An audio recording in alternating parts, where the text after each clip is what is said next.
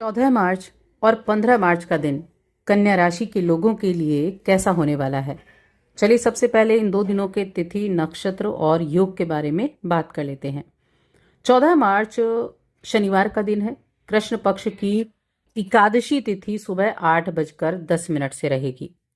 चंद्रमा मकर राशि में और उत्तराषाढ़ा नक्षत्र में होंगे, जिससे सर्वार्थ सिद्धि योग बनेगा और परिघ नाम का योग बनेगा। वहीं 15 मार्च की अगर हम बात करें तो ये कृष्ण पक्ष की एकादशी तिथि सुबह 9:16 तक है, उसके बाद द्वादशी लगेगी। चंद्रमा मकर राशि में ही है, श्रवण नक्षत्र में है। योग जो बनेंगे वो शिव नाम का योग बनेगा और द्विपुष्कर नाम का योग बनेगा। अब इन योगों में, इन 2 दिनों में क्या कुछ विशेष होगा, चलिए जानते हैं। साथ में जानेंगे कि ये जो एकादशी तिथि है ये किस दिन रखी जाएगी, 14 मार्च या 15 मार्च को। आगे बढ़ने से पहले एक छोटा सा निवेदन है। चैनल पर पहली बार आए हैं तो चैनल को सब्सक्राइब कर लें। वीडियो पसंद आए तो कमेंट बॉक्स में जय माता दी जरूर लिखें।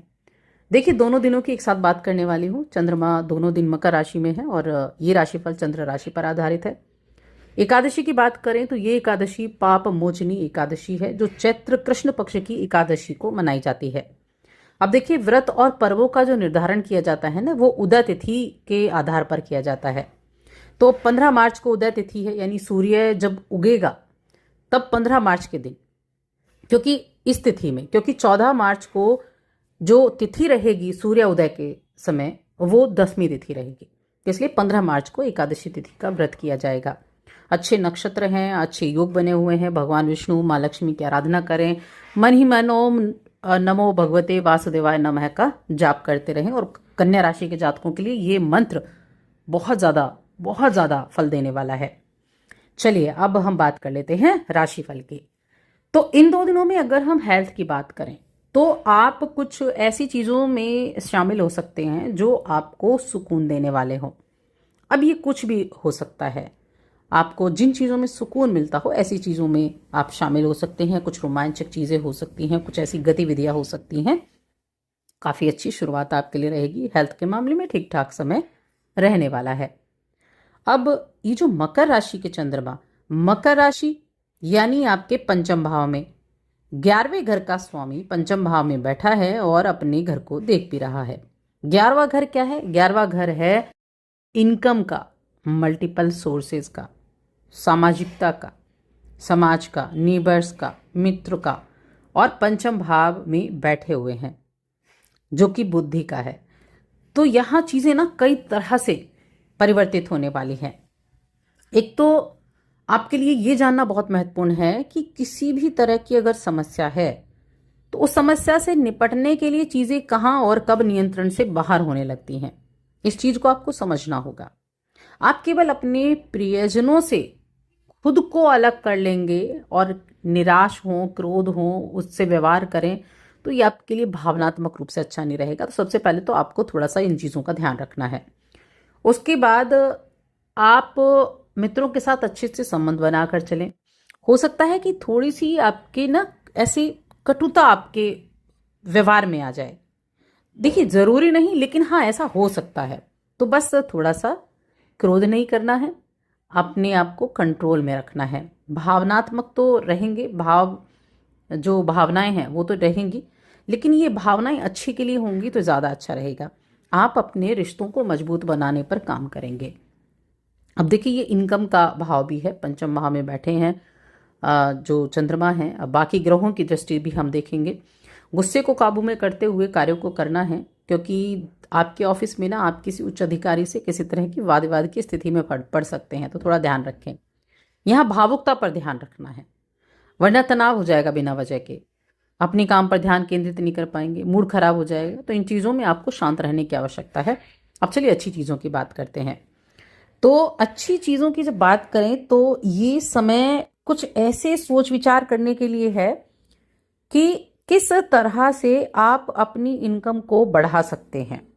इन चीज़ों पर आपका बड़ा सोच विचार रहेगा और आप इस चीज़ पर भी ध्यान देंगे कि आपके आसपास के लोग कैसे हैं, आपके आसपास के लोग क्या कर रहे हैं, आपके जो फ्रेंड्स हैं वो किस तरह से कामयाबी पा रहे हैं या आप उनसे अच्छा कर रहे हैं, यानी उनके बारे में आपका सोच विचार रहेगा। सामाजिक रूप से काफ़ी सक्रियता दिखाई दे रही है कि आप काफ़ी सक्रिय रहेंगे और अगर आप शेयर मार्केट से जुड़े हुए हैं ना, तो शेयर मार्केट की तरफ भी आपका रुझान रहेगा।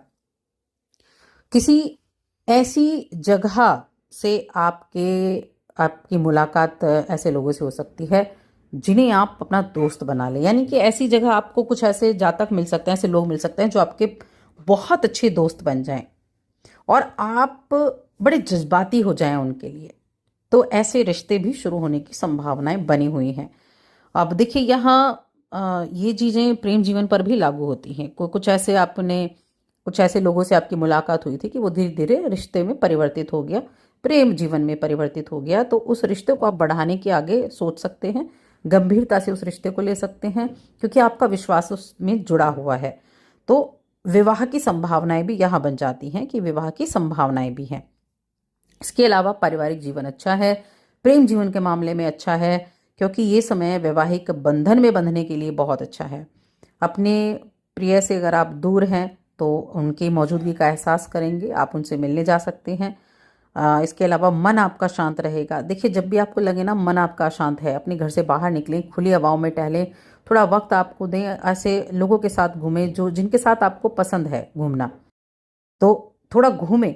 क्योंकि ट्रैवल करना वो सबसे ज़्यादा इम्पॉर्टेंट चीज़ है जो आपको किसी भी तरह के डिप्रेशन से निकालती है। आप खुले मन के साथ ट्रैवल करें और आपके हर एक चीज़ को ठीक करने का काम भी करती है। तो इसलिए इन चीज़ों को आप करें। और साथ ही मैंने कहा वैवाहिक जीवन भी अच्छा है, बच्चों के साथ भी, आपके बच्चे हैं तो आप बच्चों के साथ भी बहुत अच्छा व्यवहार करेंगे, उनके जैसे व्यवहार करेंगे। सारे दिन हो सकता है बच्चे आपसे चिपके रहें, तो उत्तम समय रहने वाला है।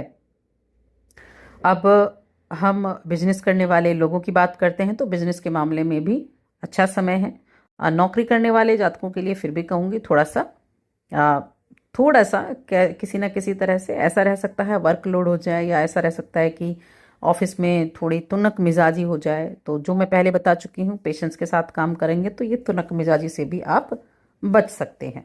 तो इस चीज़ों का ध्यान रखें। आपका कोई बहन भाई आपसे कुछ पैसे उधार मांग सकता है, तो आप अपनी स्थिति को देखते हुए उनकी मदद ज़रूर कर सकते हैं। देखिए कुंभ जो ये राशि है ना, कन्या राशि, इसके जो स्वामी हैं अभी कुंभ राशि में विराजमान है और जल्दी ही उनका राशि परिवर्तन भी होने वाला है, बुध के साथ बैठे हुए हैं। इसलिए आपकी बुद्धि का विस्तार है, यानी कि आप अपनी सोच के दायरे को बढ़ा सकते हैं कि आगे क्या होने वाला है। इन चीज़ों पर आप विचार कर सकते हैं, काफ़ी लंबे समय तक के लिए आप सोच सकते हैं।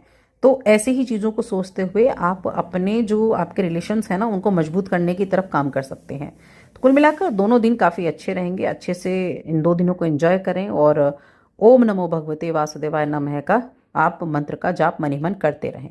तो बस आज की इस वीडियो में इतना ही।